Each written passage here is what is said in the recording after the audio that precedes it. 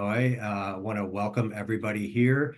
Especially want to thank Tony Olhausen for doing the heavy lifting on getting this webinar moving. And today we're going to talk about legislation and policy issues that we expect to be developing over the next several months as we get ready to begin the Illinois General Assembly's spring session, which begins, I think, next week. So because it's early on, some issues won't actually be bills yet. But we do monitor bills, and we'll be talking about some of the legislation that we know about that we're looking at and monitoring, and we'll take positions on. And also we'll give a little bit of background on some of the policy issues that we expect to kind of bubble up this year. So I just want to welcome everybody who's here from a NAMI affiliate, from one of our many allies out there, or just individual leaders. If you're on this call, we're considering you a leader. So just some housekeeping things. We're going to use the chat as the place where we channel questions so that each speaker can get through their piece. I believe we're going to try to have some Q&A questions or, between sections, but we will be recording and capturing every question so that we can follow up later. This is being recorded, so just know that. If you feel like you need privacy, you can just remove your name from your Zoom box and turn your camera off. I think that is about it for the nuts and bolts. I just wanted to welcome a few people, and then I'm going to take it away or hand it back to Tony.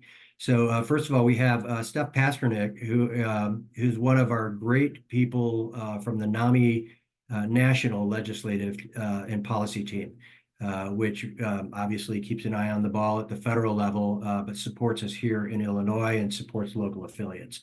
So really appreciate Steph taking her time to join us from sunny Washington, D.C. The other person we have is the person you probably already know is our Legislative and Policy Committee Chair, Hugh Brady, and who's been a NAMI leader for decades and is on pretty much every committee known to man. So, and then finally, I'm just going to hand it back to Tony Olhausen, who is Research and Policy Director for NAMI Illinois. We're really excited about this event because we haven't been able to do this on this scale in the past. So just having someone like Tony in this position is a big step forward for us. We really do want to build our advocacy presence with all of you over the year ahead. So very excited to have this going, and I'll hand it back to Tony. Here, I've got to find the unmute button. Thanks, Andy, for getting us started off. So everybody can see on the screen kind of our agenda for today. We'll start off hearing from Steph, and I'll introduce her in just 1 second, and then we'll talk about our state level priorities and some key bills that we already know about.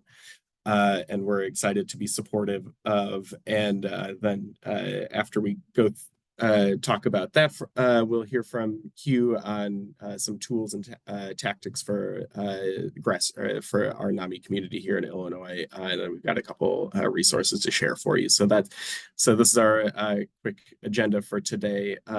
But to get us started off, we have, like we've said a couple times now, we've got Steph Pasternak, Director of State Affairs at NAMI, our national organization. Steph is wonderful. I've worked with her for many years now, or a number of years now, I suppose. I don't know how many years is, but she's always been a great resource for the state and local affiliates, keeping us up to date on federal issues and connecting us with folks from across the country, other NAMI affiliates from across the country. So I will turn it over to her, and Steph, if you want to let me know when you to advance your slides, I'll just keep you moving forward. Absolutely, yeah. Thank you. Yeah, thank you for the invitation. Andy and Tony, thank you both for the lovely introduction. Again, yeah, my title is Director of State Affairs. I'm joining you from NAMI National's policy team. I've been at NAMI for around 4 wonderful years now. We can jump to the next slide. And so I wanted to just kind of start off with some framing about how and why we advocate. Advocacy has always been one of the 4 pillars of NAMI's mission, alongside education, support, and awareness. When we were founded, there was a really big focus on research, and still is a big focus of NAMI, so we could get better treatments for mental illness. One of the amazing things about NAMI is our grassroots network of advocates spread across over 650 organizations. There's a lot of advocacy power that comes from our people and our personal stories. And I can definitely say there are not many organizations that have the kind of reach that NAMI does. And we've always brought a unique and critical voice to the policymaking table, representing the voice of lived experience, the voice of mental illness with peers and family members. So if you want to make change to the mental health system, there's really no stakeholder more important to hear from than NAMI advocates. And when we talk to policymakers, we have a lot of authenticity and credibility that our lived experience perspective brings. Next slide. And here are some key NAMI policy priority areas. Advancing mental health research, improving coverage, health coverage through things like parity, promoting early interventions, expanding 988 and broader crisis response systems. For folks that become justice system involved, we want to divert them at the earliest possible opportunity. Promoting some of those non-clinical services like peer and family supports that we know so often aid in recovery. Strengthening community-based mental health services. Housing is a big one, providing safe and affordable housing, and integrating mental health care and physical health care. Next slide, please. So we have a lot of big priorities, as you saw, and we have to remember that it takes all of us to do this work. National, state, affiliate offices. And it also takes really careful coordination across the levels of our organization to ensure that we're delivering a clear and consistent message to policymakers. And this graphic here is a snapshot of advocacy roles and responsibilities across NAMI.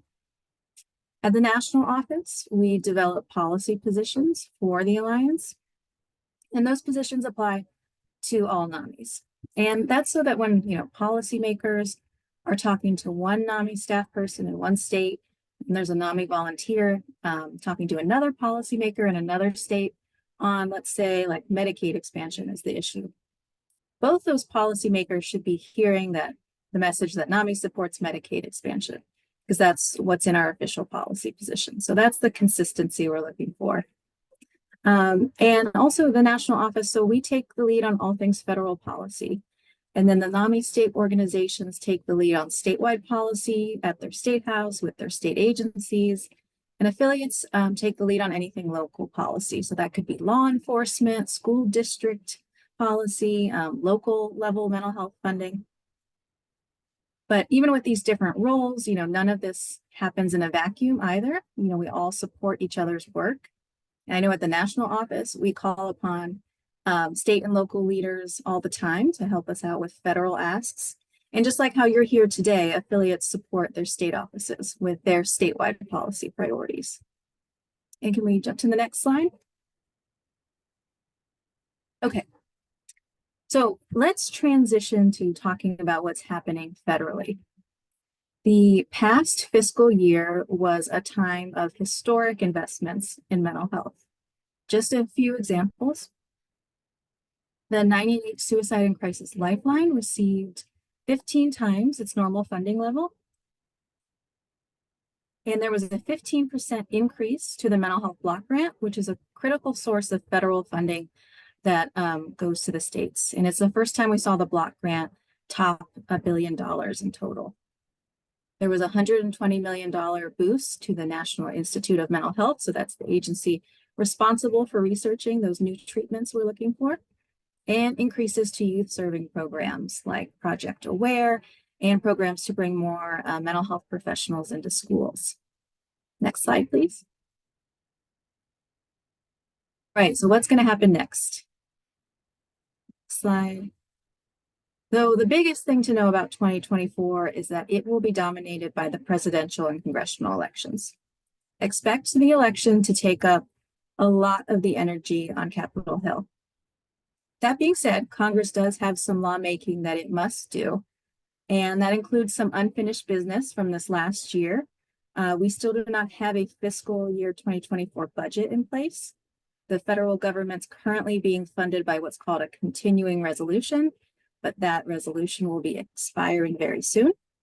We did have a mini breakthrough in negotiations just this past weekend with House Speaker Johnson and Senate Majority Leader Schumer agreeing to the top line numbers for the whole budget, which you see there. And so we don't have further details on what the spending will look like at the agency or program level yet. But what we are expecting is that fiscal year 24 won't be quite as generous as this past year was.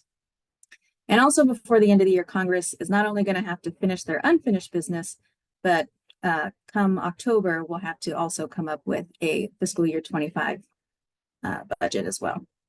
Next slide. Oh, yes. Okay. And also the things to keep in mind, Congress is scheduled to be in Washington, D.C. about 40% of this year, but don't be surprised if that is scaled back. They have certain must-pass bills that I mentioned, the budgets, a few things that don't really impact our work, but also I did want to mention the Support Act reauthorization because we see some opportunity there for our priorities. The Support Act was a big opioid crisis relief package from a few years ago, but it is now expired. In reauthorizing the bill, we hope to see grants that would improve the mental health workforce and also give states a permanent option in their Medicaid programs to pay for inpatient substance use treatment in facilities with more than 16 beds. And also we're just going to be, NAMI will be pushing for the passage of the 988 Implementation Act, which would require all insurers to cover crisis services and increase funding for call centers, mobile crisis, and crisis stabilization programs. And we're going to continue working with congressional leaders to elevate NAMI's profile on the Hill. Right now, we're planning a March briefing on criminal justice to go along with Criminal Justice Awareness Month. Next slide. So it's also a big election year for states. 11 governors are up for election. 85 state legislative chambers across 44 states are holding elections. Countless local elections are happening. But what are we seeing across the state? It really varies, but at a very high level, we're seeing a lot of legislation on youth mental health, a lot on workforce, and the continued implementation of 988 and mobile crisis. We also pay really close attention at the National Office to 988 funding. Thus far, 8 states have adopted a 988 telecommunications fee. That is like a small monthly fee charged on residents' phone bills. It's the same strategy for how 911 is funded. So we have our eyes on Maryland, Vermont, and New Jersey as states that might propose fee legislation this year. And it's an option that we really encourage states to look at because it's a very sustainable funding mechanism. Next slide. Okay, and getting towards the end of my part here, not all policy also happens through legislation. A lot is decided in rules and regulations issued by federal agencies. With this being the potential final year of an administration, there's going to be a rush of regulations being published and finalized before they're potentially leave. So we're hoping to see a final rule on parity regulations. And I know we sent that comment opportunity out to NAMI as a whole. And I want to thank everyone that submitted comment letters on the parity rules. 60% of the comments that the federal government received came from someone with NAMI. We also will see Medicaid access rules. So those are rules that states have to follow so that enrollees can connect with a provider within a reasonable amount of time and distance. We're waiting on approval for more Medicaid reentry waivers. This is a new state option where states can receive approval to reinstate Medicaid coverage for folks that are incarcerated 90 days prior to their release. And we've also been working with the FCC on geolocation. I should really say geo routing here, specifically meeting with folks at the FCC and really pointing out how problematic it is for 988, which currently routes by area code instead of someone's general location, and the problem that causes in trying to access your nearest local call center. And we can jump to the next slide. And since it will be a big election year, I also just wanted to highlight that we will be relaunching our Vote for Mental Health campaign. Of course, NAMI is nonpartisan. We will never tell people who to vote for. Instead, what this campaign does is focuses on understanding how every vote impacts mental health and all the ways that people can exercise their right to vote. So expect more information about this later in the month about how state and affiliate organizations can participate in the Vote for Mental Health campaign. Next slide. Okay, great. And I just provided some helpful links here to our policy resources. And I highlighted that middle link there because if you are not currently receiving any kind of action alerts from the national office, that is where you sign up to receive those. Thank you all. I will be happy to hang around for questions. Great. Thank you so much, Steph. That's a lot of great and exciting information. And again, just a reminder, if you have questions for Steph or any of our speakers today on anything we're talking about or anything that you're curious about, feel free to put those in the Q&A. I'm not seeing any questions in the Q&A box at this time, but I have lots of questions, but so I'll take the prerogative because I'm talking. Steph, would you be able to talk, could you talk a little bit more about the geolocation and kind of if there's any sort of kind of timeline or where, just more details on that, because I know that's an issue that we've been struggling with in Illinois. Or even what geolocation is. Yes, so I will start at the beginning. So 988, if you try to call or text 988, this does not impact chat. Your call or your text will be routed based on your phone's area code. And I'll just use my own, cell phone as an example. I still have an Ohio area code from when I first got my cell phone. So if I tried to contact 988 today, I would be routed to whichever call center covers Central Ohio. You can see the inherent problem in that. People are very transient now. I think it's about a third of people don't have an area code that matches their actual location. And it's challenging for call centers then too, because they're not able to refer people to services that are in their local area. And this is a policy problem that needs a federal fix, which is why we've been working on it at the national office. It's the Federal Communications Commission that has oversight over this issue. So we have been speaking with the commissioner's offices and bringing them case studies about how this is leading to, a less great quality experience when calling 988. And so I do not have details on a timeline, but in positive news, we do know that SAMHSA has been working with the FCC on testing out a technology solution that would fix this. And apparently that has gone very well, but it's really been NAMI kind of at the table being like, this needs to happen sooner rather than later. That's great. Thanks so much, Steph.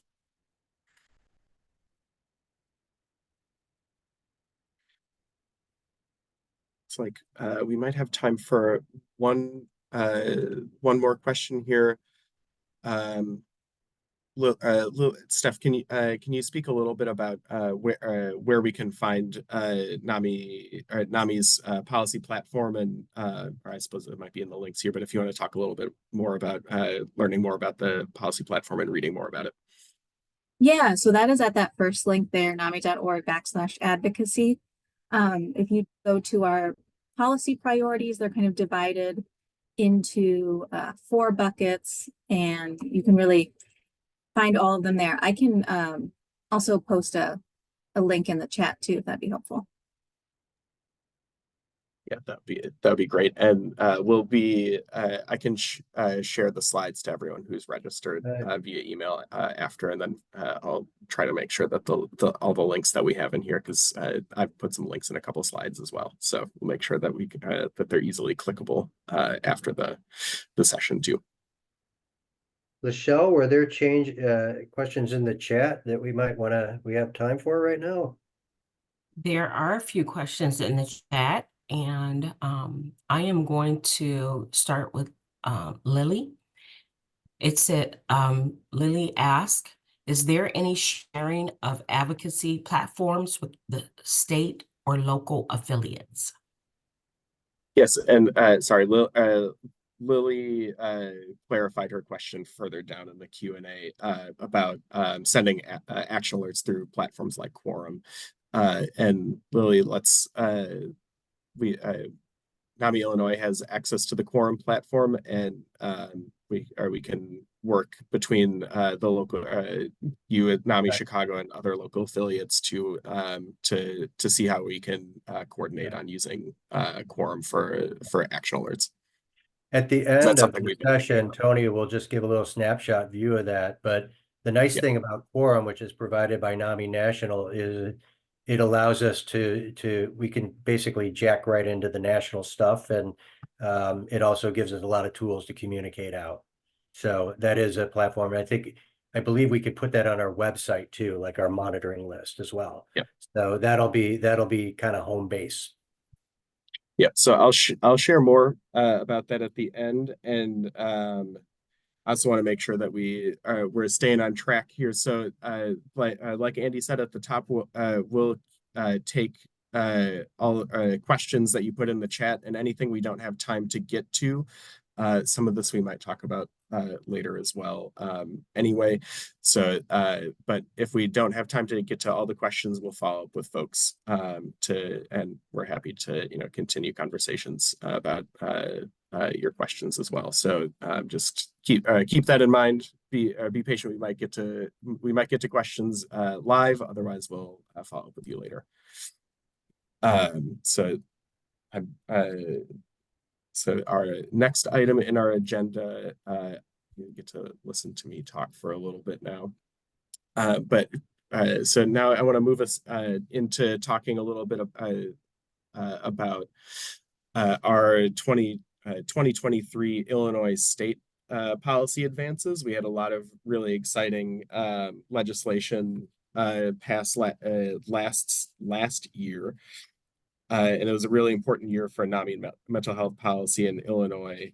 So the NAMI community in Illinois spearheaded a number of policies, which we plan on continuing to advocate for the implementation of some of those things. We have a number of things that we'll talk about that passed last year that we have some new recommendations that and policies that we'll be pushing in as a result of a task force that we advocated for, and we're advocating for a number of things to build on these policy advances. So last year we NAMI Illinois, and along with NAMI Chicago and many other local affiliates, supported the passage of the 988 task force, which has since released their report, or submitted their report to the General Assembly and the Governor's office with a number of recommendations that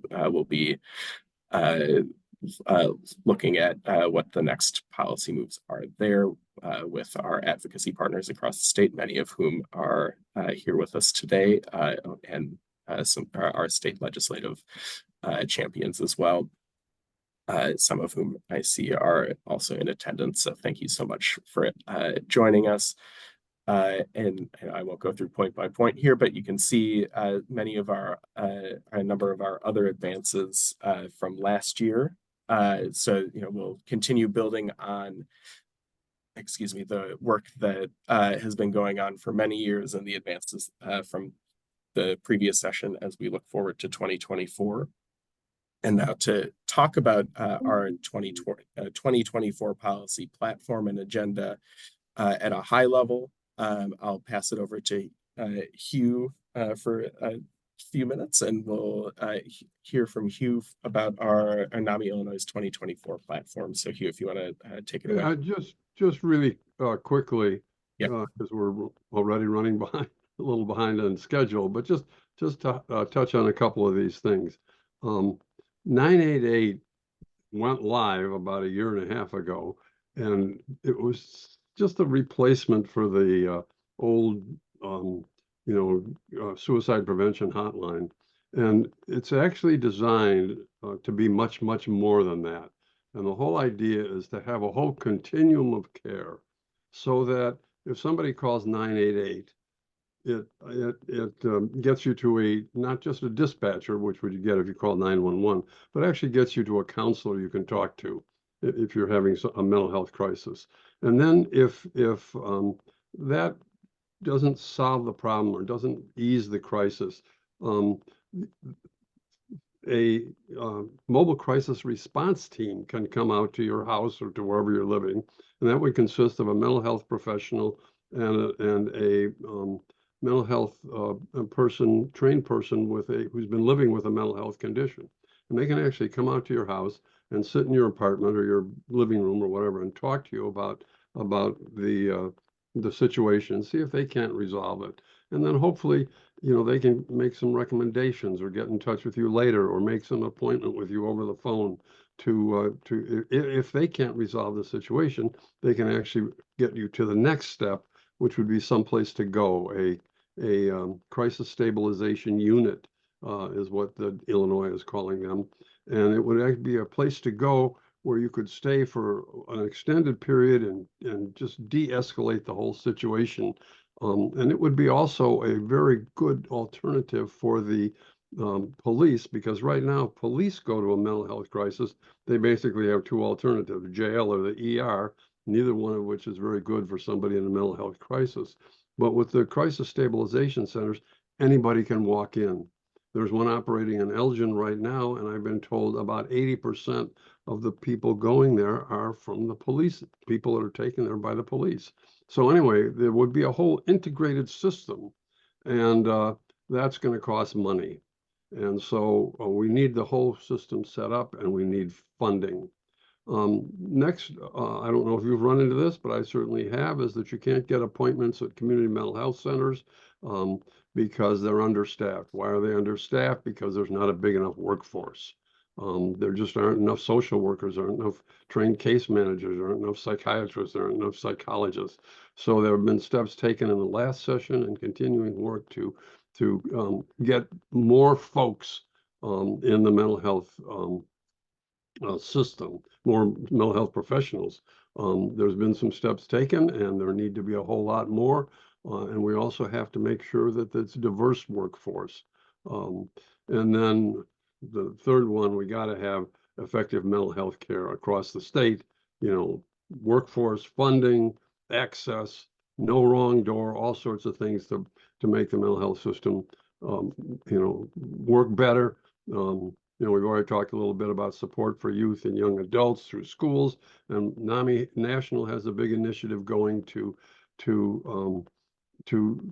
get early intervention, because with mental illnesses, the earlier you can take somebody in and get them some help, the less likely it is to turn bad and get worse as time goes on. And then finally, of course, suicide prevention, is just absolutely important. So anyway, so that's a little bit about the platform, and we'll go into more detail as we go on. So thank you so much, Hugh, for providing giving us a good introduction to the to our platform, and we'll dive right in. So we'll oh, actually, I'm sorry, we won't dive right in. I just wanted to say just a couple words about, in addition to our policy platform, running through all of NAMI Illinois' work. we have a focus on equity through all of our programmatic work and as well as our policy work. So we strive to advocate for everyone in our state, not everyone from everyone living in Chicago, to Moline to Cairo and everywhere in between.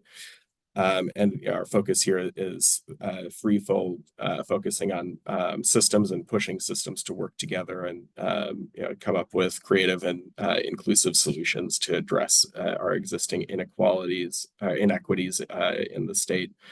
We want to build community strength within and across identity areas or identities, and we want to make sure that we're talking about mental health that resonates in ways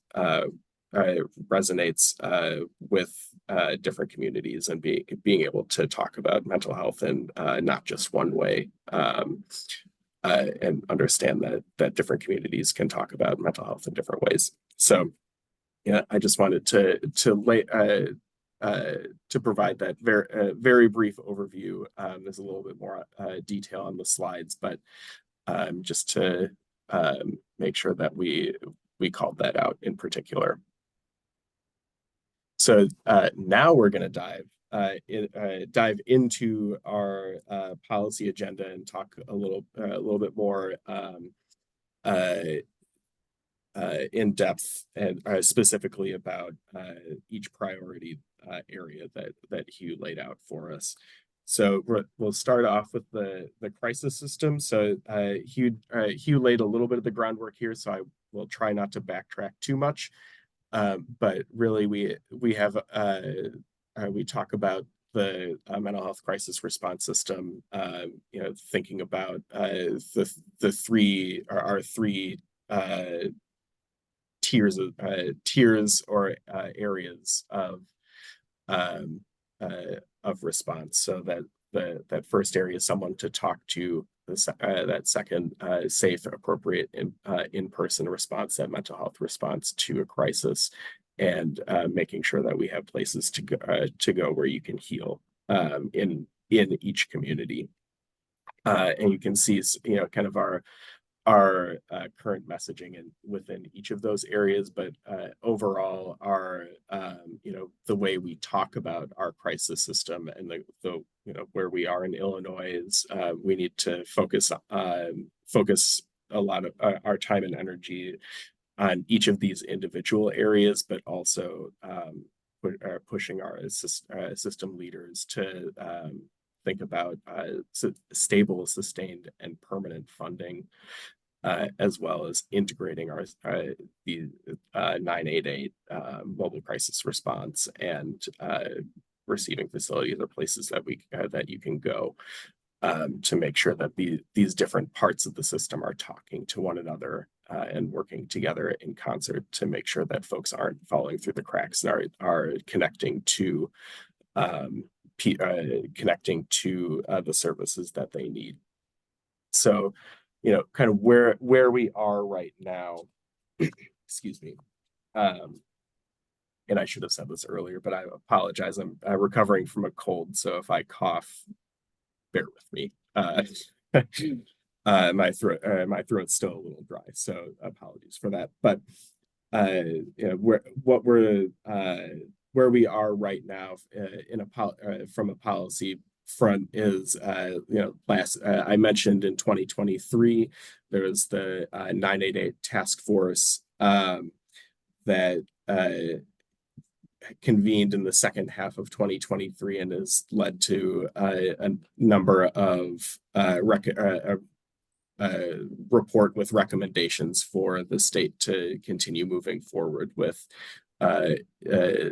building our at least 988 call center system in the state. So we're in the process of working with partners to figure out what our next steps in the policy world are here to make sure that that the 988 system is comprehensive and covering all parts of the state effectively and able to provide a localized response to everyone in the state. And I should also mention that my fellow panelist here, our NAMI Illinois board member, Hugh Brady was a member of that task force. So I'm sure he has many thoughts about that, but maybe we can hear from him a little bit later on that, and or follow up at a future time. But so right now we're not aware of any legislation for this session. However, that the session starts next week, so we'll be learning more next week. And in the coming weeks about what our immediate legislative priorities are for the crisis system, but that just because there's no introduced legislation, we continue advocating with state legislators and our partners, our stakeholders at state agencies and the governor's office to continue prioritizing 988. As well as our mobile crisis response system, and really pushing the state to continue thinking creatively and thinking big about what crisis stabilization centers look like in the state. The state's made great progress expanding access to the living room model in particular when it comes to crisis stabilization centers, but we also need to be thinking broadly about what other models and levels of care folks might need access to in the state that that are not emergency departments or jail, because those are not appropriate, or we don't see those as appropriate venues for folks in a mental health crisis, obviously. So we have a lot of ongoing work here, and thinking about the mobile crisis system, the safe and appropriate response. The state is also working on a cost analysis to determine the funding need for this part of the system and the system as a whole. So that process is ongoing, and as we learn more about what that cost analysis is telling us, we'll be able to move forward and continue to address this the funding needs for the crisis response system in the state. And I believe I will stop here if there are any questions related to the crisis response system. I think I'll stop here and take questions. Lachelle, do we have any questions popping up in the chat related to this? We do. Does NAMI address Illinois caregiver support in order to encourage family to support 6 family members suffering from such mental illnesses that SSI considers a disability? In other words, support a family member to support sick family members. That is one that just popped up. Sorry, just trying to read that again to make sure I'm understanding. Yeah, I see the question. I just need to read it a couple times. I was thinking we might focus on the 988 related ones, or the crisis system ones. I'm not sure that. I think the NAMI legislative agenda has many things, and so I think the answer is yes. But I think in terms of what we have specifically right now, we could talk about that. And has federal government made any progress on developing a platform for 911 and 988 transfers? Yeah. So I'm not sure about the federal level stuff. Do you have any information on that? Yeah, that's actually so 911 is still pretty much entirely locally operated. So those kind of transfers actually have to happen locally as well. We are seeing, different municipalities and in rural areas have their 911 call centers and 988 call centers coming together to develop those protocols. But yeah, those do change locality to locality. I think actually the city of Chicago had released their transfer protocol. Let me see if I can find it. Right. Share it. Yeah, Just yeah. related to that, I have a 988 question for you. I know that we're working on a cost study here in Illinois to understand what all of the pieces of the crisis system are going to cost. That'll take some time. How have other states gone about that, determining how much is needed for 988? I know I saw you mentioned that several states had sites or had already passed set asides. Yeah, so it's really challenging to do that cost analysis because every state has a crisis system, unique unto itself. Some are very well developed, some are not. So obviously that's a different price tag. But there, one of the kind of funding levers that states can pull though is an opportunity that was within the 988 federal law, and that's to charge a small amount. Right now, for example, I think of the states that have a 988 fee, I think it averages about 30 cents per line per month.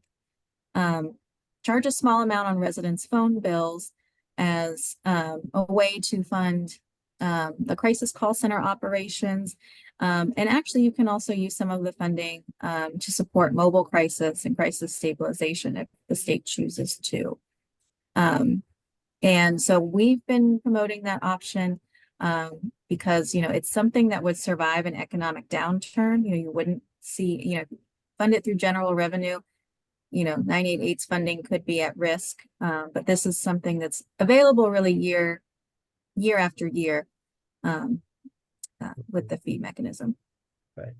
I also was noticing that several states, they really have a braided funding strategy where they're building it around the fee structure, but they're also doing things like ensuring that insurance covers emergency visits. I know in Washington, they even have capital. For building, stabilization units. So, but it seems like there's a lot of different approaches, but they're all kind of looking at the same 3 or 4 kind of streams to braid together as well, from the federal and state level, right?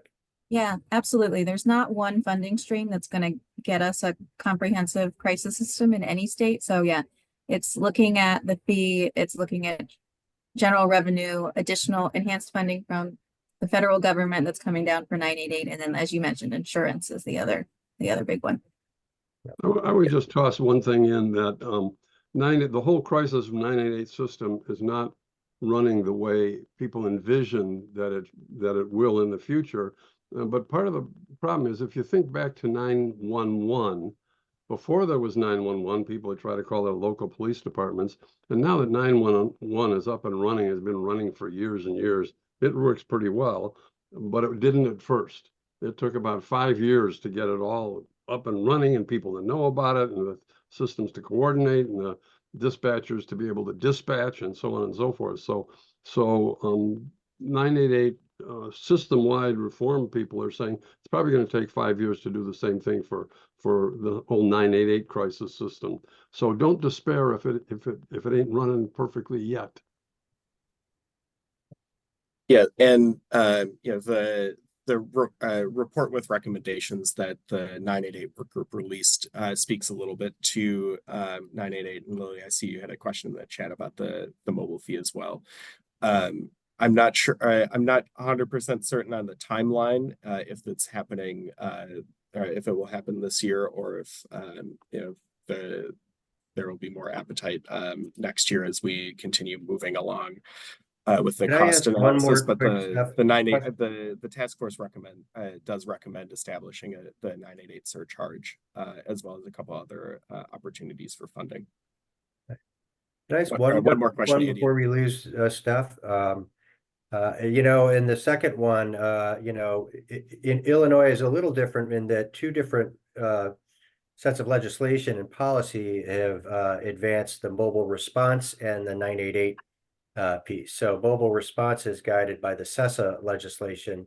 I know one of the big issues is how do we connect the dots between the 3 legs of the stool? I'm mixing my metaphors, but how are we connecting, at a very direct level, 988 into mobile response. Have other states done anything? Are other states struggling with that as well? Is that, or Yeah, anybody, great that's, answer out there? yeah, that's really common right now. I would say I don't know that, I'm trying to think, I think there are local areas that have kind of figured it out, but not like, of course, statewide. Other than there have been states that pre 988 had a way to dispatch a singular line to dispatch mobile crisis teams, and now they're having to work through that because there's two different lines. But no, that's one of the big questions. And even though it's still very early in 2024, I'm already noticing more state legislation around the mobile crisis piece compared to previous years. So I think that's kind of the next wave of policy making we're going to see. And I would just toss in one thing, that the CESA system that Andy mentioned, it's actually an acronym which nobody can remember, community emergency, something. Anyway, Illinois actually set that up to provide money to local mental health agencies, community mental health agencies, to set up mobile crisis response teams.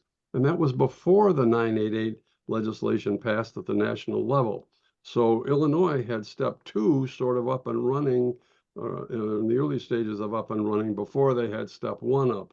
And so coordinating between the call centers and the mobile crisis response teams is still a little bit rocky.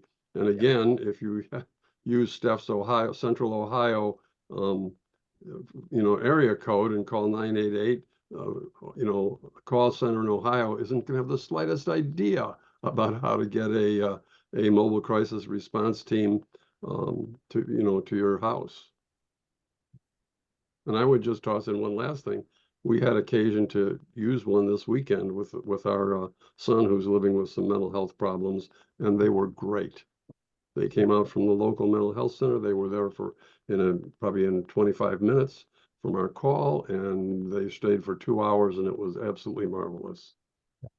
So pushing for that integration is something that is going to be an advocacy issue for quite some time. Yep. Many NAMI affiliates are actually on the regional advisory committees for the CESA legislation.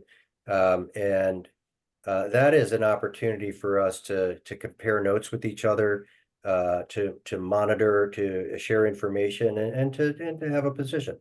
I know one of the things is the articulation between 988 and 911. Those conversations seem to be happening there, and that might be something that we want to convene some of our affiliates on that are represented on those councils, and maybe get a common perspective on that one. Yeah, great idea, Andy. Yeah, I'll be reaching out in the coming weeks, I think, to the folks, our NAMI representatives on our regional councils. And so we can work on figuring out how we can coordinate among the local affiliates on the regional councils. And I want to make sure we're moving along here too. So actually, I'm passing it right back to you, Andy. So we'll move. Yeah, Okay. get ready. So we'll our next agenda item here is talking about the growing and diversifying our workforce. So take it away, Andy. All right. Well, this is an issue that many people have been working, excuse me, have been working on for several years. We were in crisis in our workforce well before the pandemic. And so now, as needs grow, we're really in a more severe situation. There's been a lot of advances in the last couple of years, including the establishment of the Behavioral Health Workforce Center, and some movement on things like rates, so that people don't have to quit their mental health job to go work at Aldi's. So there's a lot of work to do. There's been some progress. At NAMI Illinois, we've been looking at this with kind of a peer lived experience perspective. And if there's anybody who's a certified recovery support specialist on this call, and I think I see a few, that is a rapidly growing part of the workforce, the people with lived experience. I think we like to define it a little more broadly. Peer Not everybody uses that term, but there's wonderful talent working in our communities already. They just might be working in doing things like gang intervention or community health worker or youth development jobs. So a lot of what our focus is, and I'll end with our sort of grand strategy, but it really is about opening doors for all parts all parts of our state, people from all parts of our state to participate and use our diversity to achieve scale. So we've got some ideas that right now we're monitoring legislation. There's a few things that we are getting excited about. One is an idea, actually, I think there was a similar thing at the federal level when we were working on our DC lobby day, built into the 988 law, just a little scholarship to begin incentivizing people with lived experience to get into the crisis workforce, which is going to be continually growing. So in Illinois, there is a health equity scholarship proposal out there that we've been working on and looking at. But it's basically a way to incentivize people to choose mental health careers. There's different points in the sort of educational journey where money is needed more than others. But putting some money on the table to incentivize people to choose behavioral health careers builds on some recent things like loan forgiveness that happened a couple of years ago. So we see that this kind of incentive program would be a great idea, and we'd like to see it happen. There's also a workforce diversification package. Most of this advocacy, I think it's coming from the mental health community provider trade organizations. But this is an important one because Illinois, our second largest population behind people who are white are people who are Latino. And we have a massive shortage of bilingual practitioners in the state. So there are some issues that just get in the way of getting people who may not be English may not be their first language, but they're great therapists. So the package diversification bill that is being developed now does look at that and relaxing some restrictions that don't really make sense that keep people out. Making sure that something where like being out of compliance with the immigration law doesn't keep you out of practice past. So this is something that we'll be looking at pretty closely. I'm not sure if there's a bill number yet, but something we would support and want to continue to work on. The other is just there's a bill I don't think it has a bill number yet, but to require private insurers to cover peer support services. I mean, people with lived experience who have gone through these certification programs, this is really a frontline practitioner job. It's a rapidly growing part of the workforce. It's especially since we have shortages at every clinical level. So we have to get support for people who are at the front end of the pipeline because they're doing a really good job, and this is growing. This is also the most diverse part of the workforce. So we like the movement on pushing for insurance coverage. Just supporting the Behavioral Health Workforce Center. I know we developed some ideas last year. Some of them we held up on because the center was rolling out and we wanted to work with them.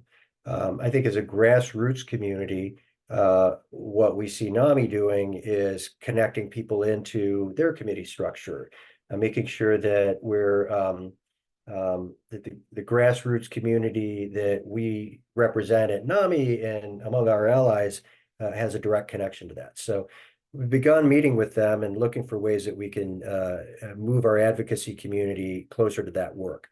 The last one is really more of a big picture agenda that we've been working on. The workforce development and mental health are both massively complex. When we started working on some, can you move to the next slide, actually? When we, a few years ago, began working on a pilot project just to help Sinai Urban Health Institute, one of our partners, develop a community health worker program that is focused on behavioral health. That was a great project, and it's gone through 3 cohorts now. People who go through that cohort are actually able to deliver some of NAMI's programs. So we think that those things at the front end of the pipeline really have a lot of promise. What we began to realize as we got into this is that just connecting the dots on this is really difficult. And if it's difficult for us, it's difficult for everybody. So we know the talent's there. We've been working on developing a framework to keep so that we can actually, tap every system and connect the dots. So like we can use WIOA, federal workforce development money to develop training programs, many more training programs for peer support workers. So this is something that is really more how we organize our work, but it's something that I think we'll be developing as part of our advocacy conversation over the next year. It's really based on 3 ideas. If we want to have a large enough, diverse enough workforce in Illinois, we have to embrace this. So starting with a life cycle approach to supporting people getting into the workforce, starting with mentoring programs that expose people to mental health careers, but advancing all the way through people's professional life. So a life cycle approach to mentoring and communities of support is an important part of developing a diverse workforce. The second piece is just clearly defining the career pathways. There's so many different job titles out there. It's going to be, education levels, certifications, just mapping that out has been a complex project. But if we want to extend open the door to mental health careers earlier and channel some of these informal jobs into the pipeline, we need to start with a pipeline strategy that begins, much earlier and walks all the way up through the career cycle.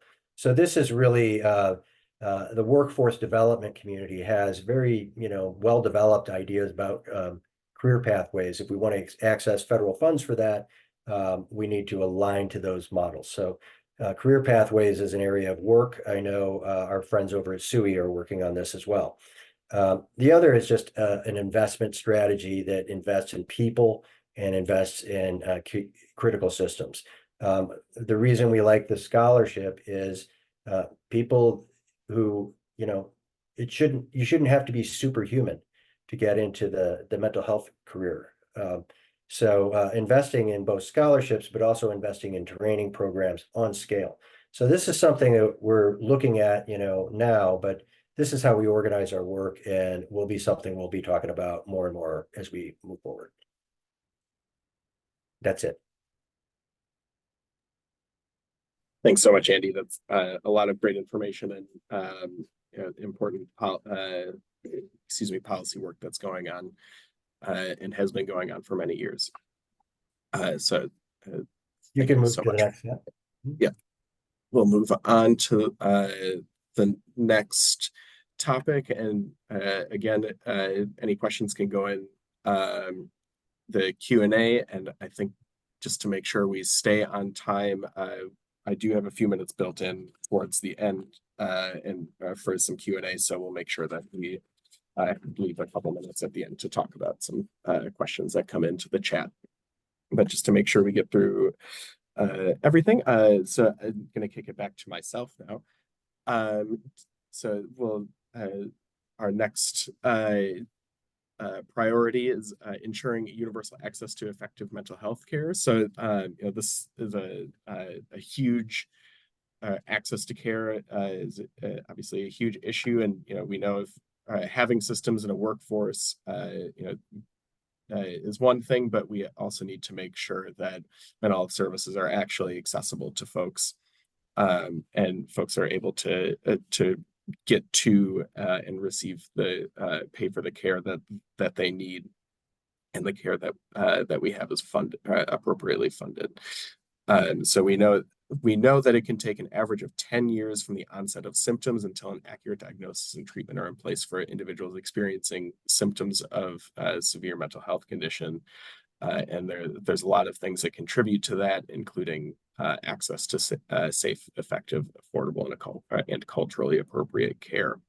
So, we've got a couple big pieces of, I think one particularly large piece of legislation this year, and some other great priorities that I'll talk about.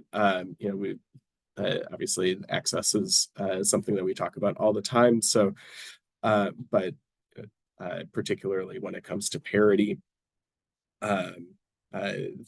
and this year we don't have a bill number yet for this bill, but through the Healthy Minds, Healthy Lives Coalition, we have a really exciting bill that's in the process of being finalized right now, and we'll be introducing it in the House with our partners at the Healthy Minds, Healthy Lives Coalition, which is a statewide mental health advocacy coalition comprised of providers, many NAMI affiliates, and other mental health advocates as well, coming together and developing priorities. So this bill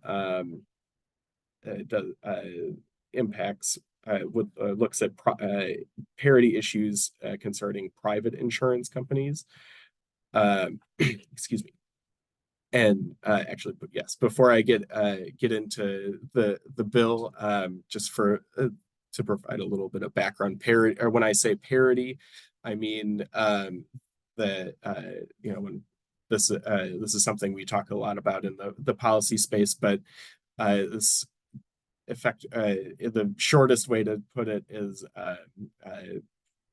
when we have parity, that means insurance treats mental health conditions and treatment for mental health conditions on the same plane and the same playing field as physical health conditions. So there's no more restrictions to accessing mental health care than there is physical health care. But we know in reality, there are often numerous administrative or real world barriers to mental health care that are put in place, and so this year this legislation looks to address some of those by making it easier for providers to contract with commercial insurance plans, making it easier for people to get to access multiple services on the same day. We see lots of some insurers more than others, but some folks have and providers have the experience of not being able to bill or get paid for or provide services on the same day to the same individual, because insurance companies may only reimburse for one of those services. Excuse me, may only reimburse for one of those services or place administrative hurdles that create extra work for either the patient or the provider before they can get paid for those services that are rendered. And that's just not something we see for physical health. You can go see your primary care physician and say a physical therapist in the same day without these same barriers in place. This legislation also looks at the length of therapy sessions that are reimbursed, and making sure that third-party insurance companies that contract with third parties to administer their mental and behavioral health services coverage for those plans are also subject to parity laws, and making sure that that everyone is all insurers are following the law, and making sure that folks can access the treatment that they need. And we know that based on a 2019 report from a company called Milliman, which is a consulting firm that looks at, that spends their time researching insurance or health insurance. They found that in Illinois, 20% of care through private insurance in the state of Illinois was out of network, compared to just 2.8% for physical health. So, you know, there's a huge gap here, and a huge barrier to seeking care. So we're really excited about this bill to make sure that reduce wait times for care, reduce cost of care, and not forcing people to seek care out of network, making it easier to find a provider that is culturally responsive, or that you feel comfortable talking with and working with, and making sure that when you're selecting a plan, you know which providers are in network and which providers aren't, because right now with third-party administrators, it can be sometimes impossible to know who is in your network and who isn't in your network. So we're trying to put an end to some of these very technical and opaque processes that are put in place that, perpetuate discriminatory practices. So when we have a bill number for that, we'll let folks know. And our other piece of legislation that we're monitoring was introduced last year in 2023, but we'll be continuing to try to push that bill forward this year. It's SB 1636 and HB 2456. Those are the same language, just one of those bills is, or the SB 1636 is originating in the Illinois Senate. So SB and HB 2456 are originating in the House, when H stands for House. So otherwise, they're the same bill, or the same legislation. So right now, Medicaid managed care organizations, which are private insurers contracted by the state to administer Medicaid, utilize administrative processes like prior authorization on some prescription medications, for including many psychotropic medications for folks on who receive Medicaid service, who receive Medicaid. And these processes lead to delays in access to those medications, and we know that they don't improve the quality of care. And the purpose of these processes is to primarily save money, not increase quality of care. So this bill would exclude a number of mental health medications from these processes, and increase access to those medications, and reduce and eliminate delays to those to those medications, and allow a patient and their provider to dictate care, and not their managed care organization. So there will be, I'm sure there will be many other initiatives coming up on when it comes to access to care. I know there will be another push for to expand access, expand the Medicaid lookalike program that to help ensure people who are undocumented, to continue expanding that program and building up that program. So we're excited about excited about that, and numerous other topics, but we'll continue moving on to our next and, I believe, final priority area. So we're kind of going to the other category now. So we have many non-legislative priorities, but I want to make sure we're focusing on the legislative session. And our legislation for this upcoming year. So you can see a number of bills and initiatives here that impact people and families involved in the juvenile and adult criminal legal systems. Too many children and adults with mental health conditions end up in the juvenile and adult criminal court systems because of their symptoms and conditions, and not because of intentional criminal activity. And the criminal legal system is not the place to be seeking to be getting connected to mental health care, and is not the place for to be addressing mental health symptoms. So we need to continue taking steps as a state to decriminalize mental illness. So HB 1294 and SB 2026 do this by helping individuals and families who are unfortunately in the adult or juvenile systems get the support that they need to lead stable lives and limit their current and future involvement in the criminal legal system. We're also supportive of funding to pay for mental health treatment, pre-trial, and mental health and substance use services, as well as navigation support and other support services to make sure that folks are leading stable lives and not getting pushed further into the criminal court system. Excuse me. So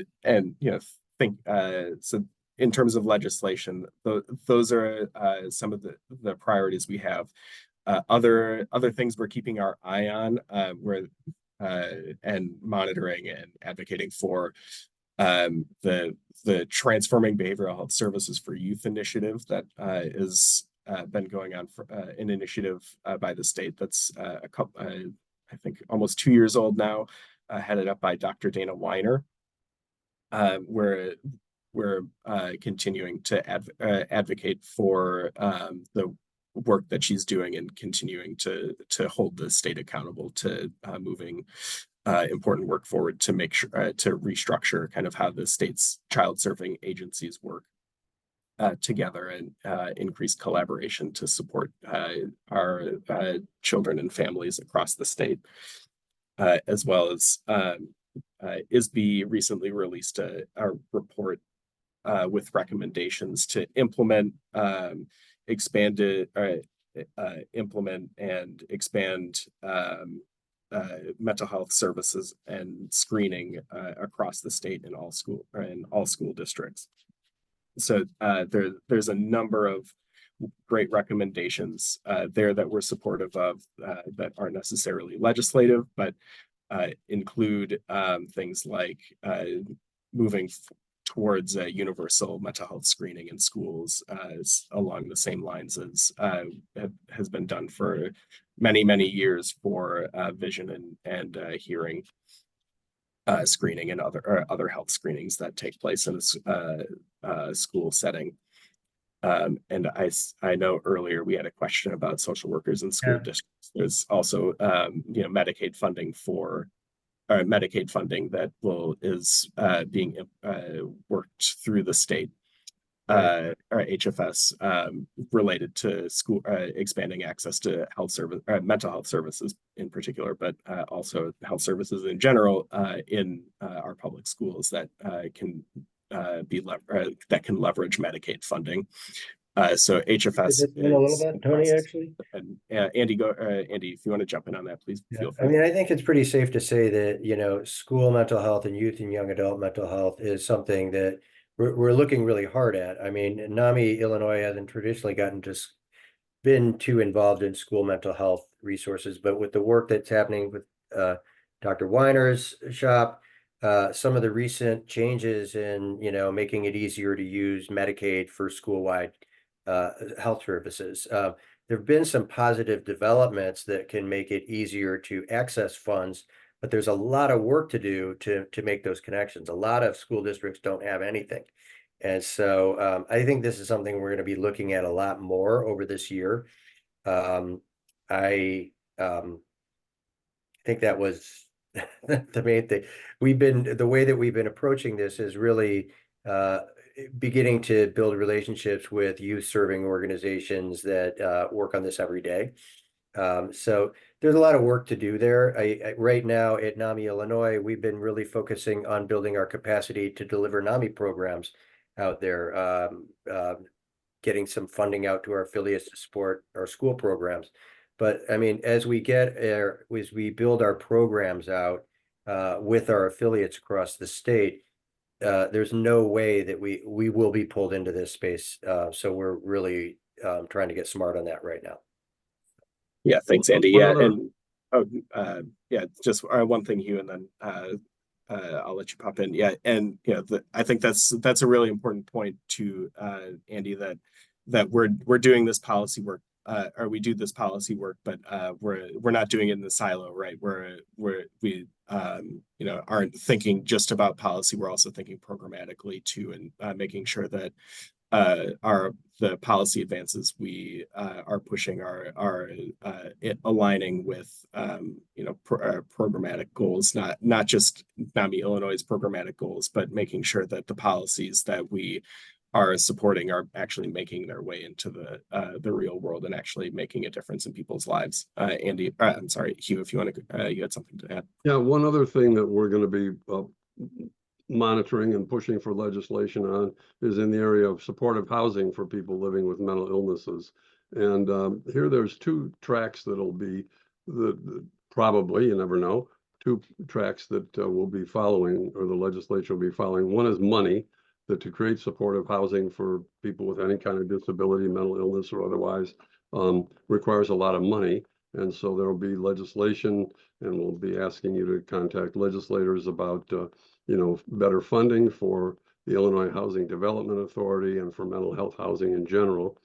So that's one avenue. The other avenue is when agencies such as our Housing Task Force try to create permanent supportive housing for people living with mental illnesses, a lot of times groups of neighbors, informally called NIMBYs, not in my backyard, come out to protest against this horrible project that's going to be bringing all these horrible, dangerous people into their neighborhood and reduce their property values and burn their houses down and so on.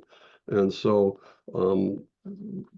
there will be moves to streamline the process of getting projects approved through the municipal system to make it harder for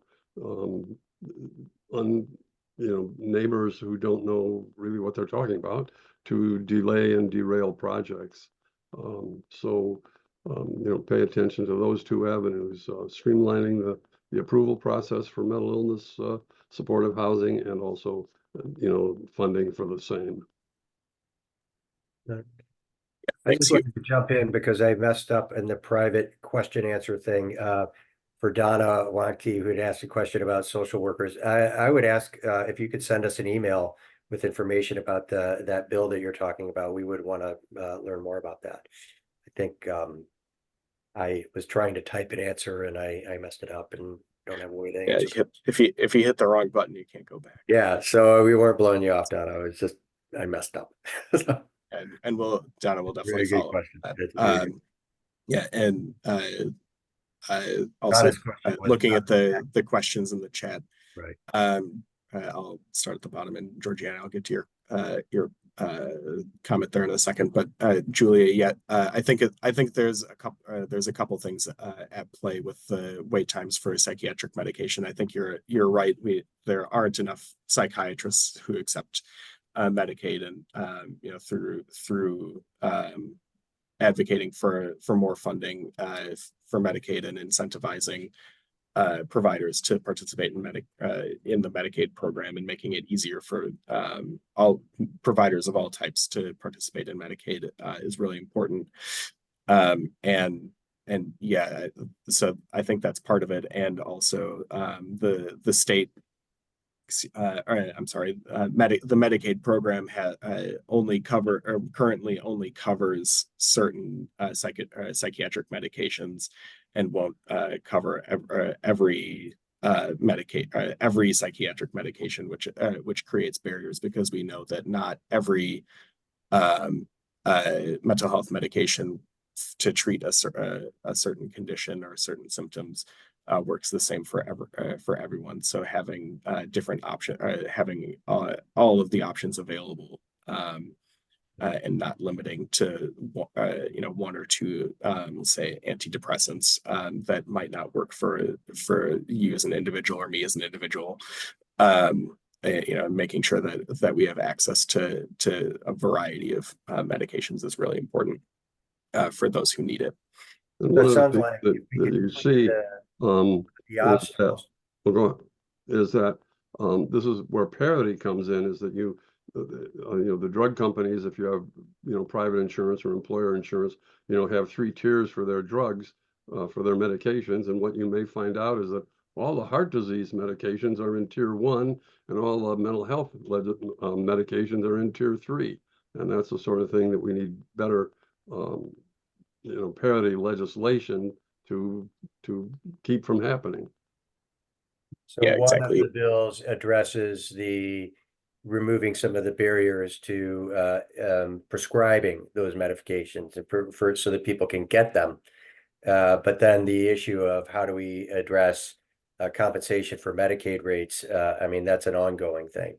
But I would imagine that if psychiatrists could earn a decent amount, cover their costs and make it easier to prescribe meds, more would take Medicaid.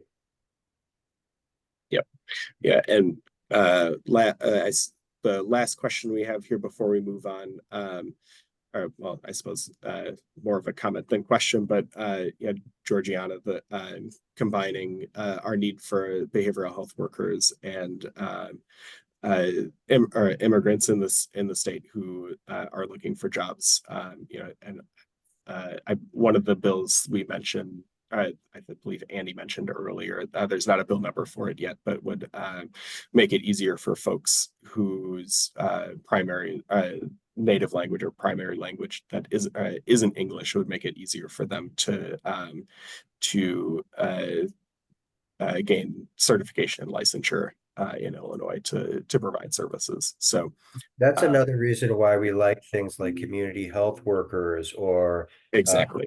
Violence intervention peer, is that a lot of times people who might be immigrants themselves are working in these jobs that are kind of health navigators. We really want to build up their skills and make them part of, sort of the first step of our workforce, because we need a lot more people who can do it. Making it easier for the practitioners that exist now is one thing, but we need a lot more practitioners. Immigrant, people of color, rural areas, the whole shooting match. Yeah. And that's all the questions, Julie. I'm glad you were able to find a provider for you, and happy to talk more too about these issues with you. But for now, I'm going to hand it over to Hugh. He's going to talk to us about kind of how we as advocates and in the NAMI community can advocate for policy change. So let me take us to the next slide here. And Hugh, if you want to take it away. Okay, so there's a lot of things that NAMI folks can do to improve the mental health systems in Illinois through the legislature, through the Illinois General Assembly. And one of the easiest things to do and fairly effective thing to do is called slipping. In order to understand slipping, just a little bit of background on what it is and how it works. So the way a bill becomes a law, it starts out as an idea, and it could be an idea from a NAMI member contacting their state legislator about a problem, or the state legislature could have an idea. Here's an idea about how we could make the mental health systems better, and they come up with a rough outline of what the idea is, and they submit it to an organization, a part of the the General Assembly staff, called the Legislative Reference Bureau, LRB. And they take the idea and actually turn it into statutory language and exactly where it might fit in the Illinois state statutes and what statute might need to be amended and so on. And so they actually come up with the language in a bill. So once that happens, the bill then goes to a committee. And we are great news in Illinois. Starting about 10 years ago, we have a mental health committee in the House and a mental health committee in the Senate. The House committee is chaired by Representative Lindsay LaPointe. The Senate Mental Health Committee is chaired by Senator Laura Fine. Wonderful folks, wonderful allies. So anyway, the committee holds a hearing on the bill, and they discuss the bill. Okay, here's what the bill says. Is it a good idea? Is it too expensive? Can we afford it? Is this part going to work the way they thought? Maybe they have an idea to amend the bill, and so on. So up until about 10 years ago, I guess it is now, when the committee is having a hearing, they post what bills they're going to be considering. And state lobbyists down in Springfield would look at the list and say, oh, this is a bill my organization is concerned about. So, for example, a bill affecting hospitals might be of concern to the Illinois Hospital Association. Their lobbyist would want to register a position on the bill. Or something about the, some sort of mental health issue. The Illinois Psychiatric Society might have a concern about the bill. And so at the start of the hearing, outside each hearing room, there was an envelope, and the lobbyist could fill out what's called a witness slip. And they could just say, House Bill 2435, the Illinois Psychiatric Society opposes it or supports it or whatever the case may be. And at the start of the hearing, those slips would be taken in and given to the chairman of the committee, who would then have some idea of, get some idea of the lay of the land about who's supporting the bill, who's opposed to the bill, and so on. So about 10 years ago, I guess it is now, the General Assembly figured out a system to allow people to submit witness slips electronically. So you can now submit a witness slip from your home. Sit at your laptop or your home computer and type out a witness slip. So this is pretty effective because, again, it helps the chairs of the committee to know, get the lay of the land and how people are feeling, how agencies that are affected by this and people that are affected by this show their concern about a particular bill. So it works pretty easily. So NAMI Illinois will send out maybe me or Tony or Andy will send out a legislative alert. It will go first to the local affiliates. Each affiliate has a legislative liaison, and it will say, House Bill 2435 is coming up for a hearing next week, Wednesday, and here's a form people can use to fill out a witness slip for that bill. And we encourage, when you get one of those, to do it. It helps if all the legislative liaisons send it out to their members and to get the members to submit their witness slips. And so what the impact of it is there's a lot of NAMI Illinois, affiliates of NAMI Illinois cover a large geographic area across the state. And so the people on the committee and the chair of the committee can see that, NAMI folks in the Edwardsville, East St. Louis area support this bill. And in the Carbondale area, they support this bill. And in Urbana-Champaign, and in Decatur, and in Peoria, and in Kankakee, and Quincy, and so on, and in Rockford, and McHenry County, and Will County, and the suburbs of Chicago, and Chicago, and NAMI South suburbs, and NAMI Northwest suburbs, and so on. And if they see representation from every area of the state, it makes a difference. That tells people, one, there's a lot of NAMI folks who are concerned about this. NAMI folks live in lots of people's legislative districts, and this is an issue that we got to pay attention to. So when you get the notice, you just click on the link. It'll take you to a page. You fill out your name and your address and that sort of thing. You can put in your organization. And if you're a part of NAMI Will County, put in NAMI Will County. And if you're part of NAMI, Northwest Suburbs Chicago, put in NAMI Northwest Suburbs Chicago. And then one of the most important things to do is to click on whether you're a proponent or an opponent of the bill. And get that one right, because once you submit your slip saying that you're a proponent or an opponent, it's there. You can't undo it. So there was a bill to fix the processes for creating community mental health boards in the last General Assembly session. And we had a lot of NAMI folks subbing in witness slips. And I looked, there were 2 opponents. One of them was from my affiliate. I go, what? So I sent him an email, Al, what's going on? He said, oh, I clicked the wrong one. I said, well, go ahead, submit another one. So at least at least they'll see you twice on each side of the bill. Anyway, you choose a proponent or opponent. You have to choose record of appearance only, or written testimony or oral testimony. So unless you want to go to Springfield and testify in person, you just click on record of appearance only, and that means you're just submitting a witness slip. And then you have to fill out one of those I am not a robot things, and then you click send or submit, and it takes about 2 minutes if you're slow. So anyway, so that's witness slips. They end up being pretty important. Couple of other things to do that are of varying degrees of effectiveness. One is sometimes you get a canned email in the mail that says, click here, send it to your legislator.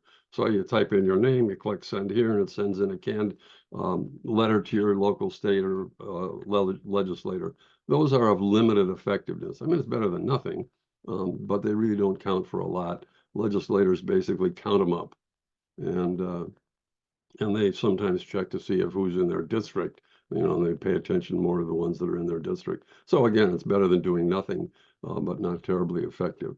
Another thing you can do that is more effective is write a personal letter or email to your state legislator, to your state representative or state senator, and say, I'm urging you to support this housing bill because my son or my daughter is living with this mental illness and they can't find a place to live. He's been living on the street and needs some supportive housing, so please support this bill. So your personal information in a personal letter, is much more effective than just a canned email. And again, send it to your own state rep and your own state senator, because they do care more about who lives, communications from people who live in their district and can vote for them, or people who don't. Then they do care for people who don't live in their district. And those don't need to be fancy letters, Hugh, right? The main thing is they want to know that it's from somebody like a human being in their district. Right. And so you don't need to be a great writer or right. Be intimidated by that. It could be a short note if it's from you. And it's clearly. And I even had one legislator tell me he paid more attention to handwritten letters than typed letters because it took more effort and it showed more effort and more concern. Although a handwritten letter from me wouldn't do much good because I couldn't read it. But anyway, so that's writing a personal note. Another thing that you can do that's very effective is when a bill comes up, and we're urging it to pass out of committee or to pass on to the whole House or the whole Senate, is just call your state legislator's office and just leave a message. You talk to their staff person, to their district representative, or to an intern or somebody, and say, this is Hugh Brady calling. I live in Representative Syed's district. I'm just calling to urge her to support House Bill 1234, which would increase funding for housing services. And again, it's important to me because, a lot of people that I know that are having mental health problems can't find a place to live. So again, a short message. You won't highly unlikely that you'd even talk to the state legislator, but just the call saying, please support House Bill 1234. And again, you call, you identify yourself, and you say you live in their district. And they might ask your address just to make sure you live in their district. And again, that can be very effective. And maybe the most effective thing you can do is to actually meet in person with your state senator and your state rep. Talk to a couple other members from your local NAMI affiliate, set up an appointment. State legislators love to talk to their constituents. They all think they're good people, and most of them are. and they think if they talk to you, they'll be charming and you'll vote for them in the next election. And so, you know, call them up. They'll be happy to schedule a meeting.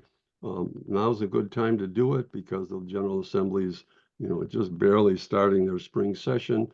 You know, it'll be a little harder in February, a little harder in March. And then in April and May, they're down in Springfield a huge amount. And, you know, they don't have a whole lot of time back in their local districts. So again, now's the time to do it. And again, you know, I've been doing it for years and years, and I've never had a state legislator be rude or inconsiderate. They love talking to you. They may not agree with you, and they may not vote the way you want, but you just come in. You'll be armed with a fact sheet about a particular bill if you want to talk about a particular bill, and we send out fact sheets to various organizations. You know, Tony mentioned the Healthy Minds, Healthy Lives Coalition puts a great fact sheet on a particular issue and a particular bill, and just say, you know, read the fact sheet and take it into the legislator and say, this is a really important issue. You know, my son or my daughter, or my husband, my wife can't get the medications they need because they're in tier 3 of our health system, and it's $50 a pop. Whereas it was in tier 1, it would be $5 a pop. So anyway, you can talk to the legislator about your personal concern. They'll almost always give you half an hour. Like I say, they like you and they'll be happy to talk to you. So if you don't know their contact information, or if you don't know who your state representative and state senator are, go to the Illinois General Assembly webpage. It's ilga.gov. Really easy to remember, illinoisgeneralassembly.gov. And that page, it takes you to their main home page. And down at the bottom of the left-hand column, there's a thing called Legislator Lookup. Click on that. It will take you to a website where you can enter either your address or your full 9-digit zip code. And it will take you to a page that will give you your all your elected officials, the governor and the Secretary of State and the President of the United States, if you didn't know who that was. And but anyway, you scroll down and it'll give you your state representative and your state senator, and you click on that state rep and it's tell you their name and give you their contact information. So just call their office, you know, get together with a couple of your fellow NAMIans and go in and talk to them and just explain the situation, explain your own personal situation with your own you know, mental health challenges or the mental health challenges of your family member, and say, look, we need a lot more help in the mental health area, and you know, please do what you can. And you know, again, what is it? Stalin, one of the more lovely people in world history, Stalin said, you know, one death is a tragedy, a million deaths is a statistic. And I think that's the same idea applies here, is that the personal stories of the difficulties people are having carries a lot more weight than a statistic of saying, you know, I mean, the statistics are important, but the personal stories really get the message across to people. So again, it's one of the most effective things you can do.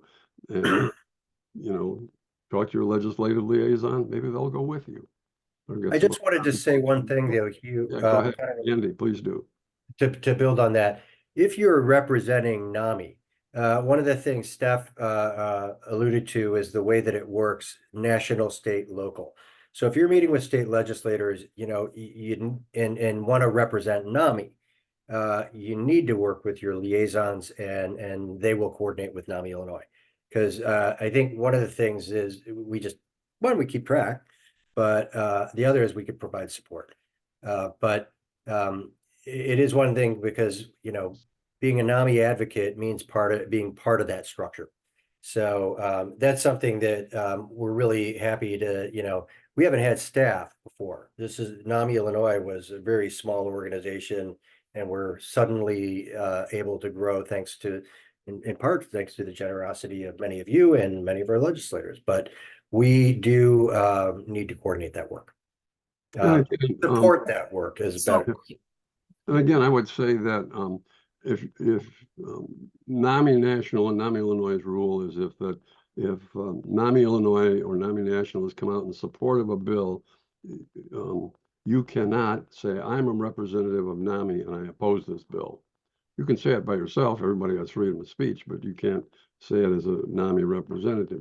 If NAMI National or NAMI Illinois does not have a particular position on a bill, talk to the people in your local affiliate, see what they want to do.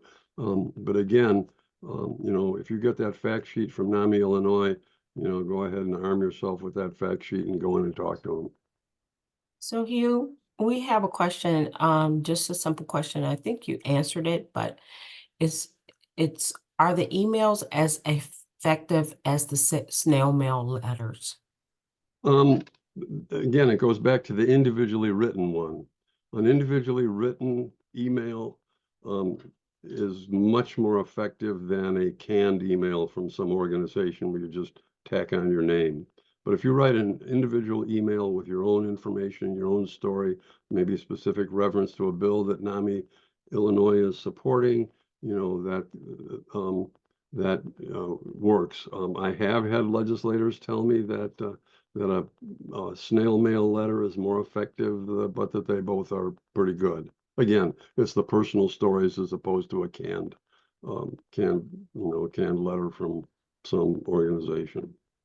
Another factor in that is time. Many times when there is an opportunity to slip a bill or a need to advocate and reach out to legislators, that can come up pretty fast. And so, honestly, being late after it's decided, it doesn't work as well. So email, has got immediacy. A personal email that is from a real person, even if it's, 3 sentences that just indicate that I support this and I'm a person that lives and votes in your district, that could make a huge difference. They count those, but I think the thing is that the timing of when they're counted often matters a lot. Right. And also the same thing is true with slipping, because the committees a lot of times don't decide what bills they're going to be hearing until maybe 3 or 4 days or maybe a week in advance. So we get notice on Friday that there's going to be a hearing in the Mental Health Committee about House Bill 1234 on Wednesday. So I send out, or Tony sends out, an email alert to the legislative liaison and the local chapter president in each district, slip on this bill. And the slips have to be in before the hearing starts. So you might only have 1 or 2 days turnaround time. Another thing about timeliness is that the legislators all have 2 offices. They have a local office in their local district, and that's where you'd most likely visit them. But they also all have a Springfield office. And in April and May, when things are really hopping in Springfield, they're spending most of their time in Springfield. And so call their Springfield office.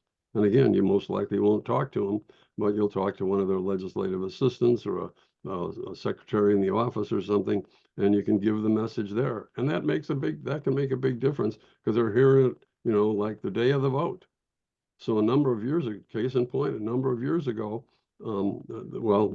the situation isn't completely fixed yet, but Illinois about 8-10 years ago had an absolutely horrible system where if people had a child who had a severe mental illness and needed residential placement, oftentimes the only way they could get it was to relinquish custody of their child to the state. The child became a ward of the state. And then to make matters, they lost control of their child's treatment. And then to make matters worse, DCFS would come after them for child abandonment. So they were socked twice. So there was legislation which has improved the situation a great deal, not totally fixed it, that was working its way through the General Assembly. And I called was coming up for a vote in the next day or two, and I called up my state legislator in the Springfield office and said, I would like, Representative Morrison to vote for House Bill 1234. And the person I talked to said, well, what's that bill about? And so I explained the situation. I said, then they have to give up custody of their child. And say, what? That's terrible. That's terrible. I can't believe it. Is that really true? Yes. And then I said, and then the DCFS comes after them as for child abandonment. Oh my God, that's awful. What's the bill number? And I gave it to her again. Said, I'll see that he votes for it. And he did. So the legislators, a lot of time have, they vote on 4,000 bills a year. And so when the secretary says, hey, Tom, you got to vote for House Bill 1, 2, 3, 4. All right. So again, talking to the secretaries can make a big difference. And calling them in Springfield helps too. Yeah, thanks so much. Thank you. I just want to add, there are just two statements. One of the statements is some of the younger legislators are very responsive on their social media channels versus the emails. So that was one of them. And then another statement was personal email allows for more dialogue to occur. That is true. Absolutely. Both things are true. If you write a personal email, you can get a personal response. And again, as Andy said, it's faster than relying on the U.S. mail. Yeah, thanks so much, Hugh, for all this great information, and great conversation about ways the ways that we as community members can engage in advocacy with NAMI Illinois and our state legislators.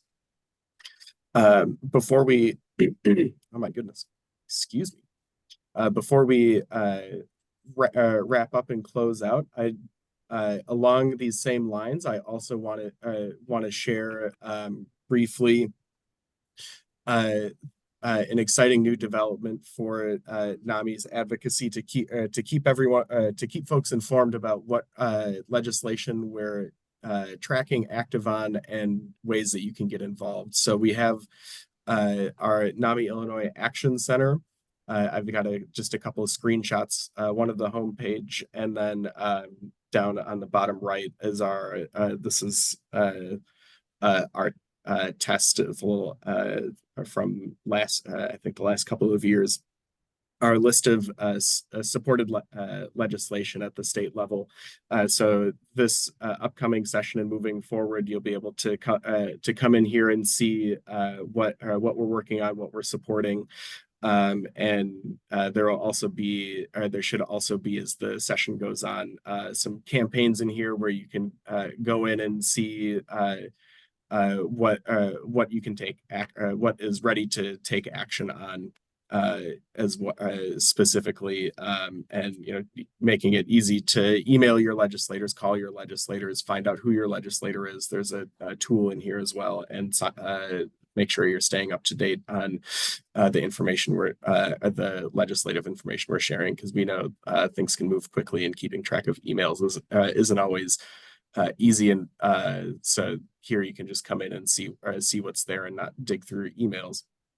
But we'll also be sending you email action alerts to utilizing the center. So I'm really excited about this. And Lily, you had asked earlier about quorum. This is our quorum platform.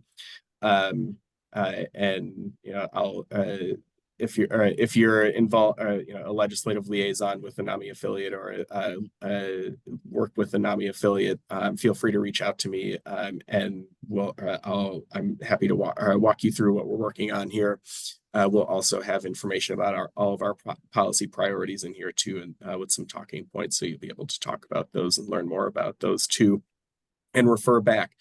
Obviously, we'll have the recording and the slides from these.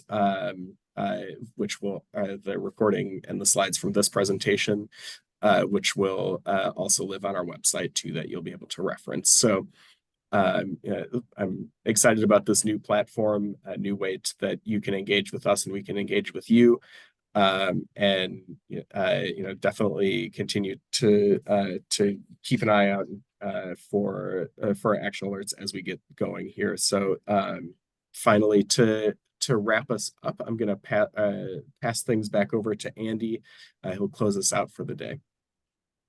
All right. Well, first of all, I want to thank everybody for doing this. I know this is something that we want to be doing a lot more. I know we're also going to be working on having a presence in Springfield for our NAMI community in April. A lot of exciting things happening. I think what I really appreciate, especially Tony, the mechanics of setting up something like this action center. that's a significant contribution. I know Kim had put in a comment about another similar system. What we like about this is that since it's jacked into NAMI National, we can connect our national and local information, and take some action. So anyway, I want to thank my panelists. I want to thank Stephanie for coming in from all the way from Washington, D.C. I think she's getting on her plane back right now. Tony Hugh, your leadership on this has been phenomenal. Thank you very much. And Lachelle, thank you so much for managing that chat. It's a great contribution. So if people want to participate in NAMI advocacy, I think we're building that email list. We're really want you to get involved. I think, are we using advocacy as the way to send? You shoot a note over to advocacy@NAMIIllinois.org, and we'll figure out a way to connect you in. We would like to support you in everything that you do as well, and very grateful for everyone who participated today. That's all I got. Thanks so much. Thank you so much, everyone, and have a wonderful evening. And thank you so much for spending a couple hours of your Thursday afternoon with us. We'll be in touch soon. And thank you. Stay warm. All right.